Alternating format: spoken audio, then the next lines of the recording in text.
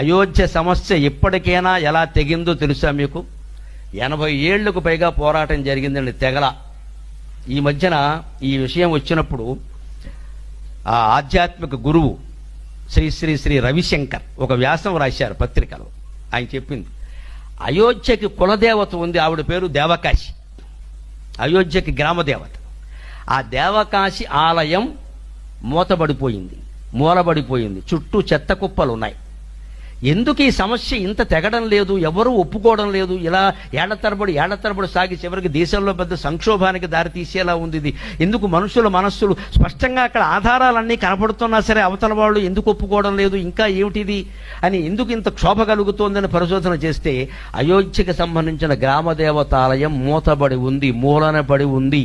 దాన్ని రవిశంకర్జీ గ్రహించుకుని తన శిష్యులకి ఆదేశాలు ఇచ్చి దాన్ని వెంటనే అక్కడ చెత్త కుప్పలు తీయించి ఆ ఆలయాన్ని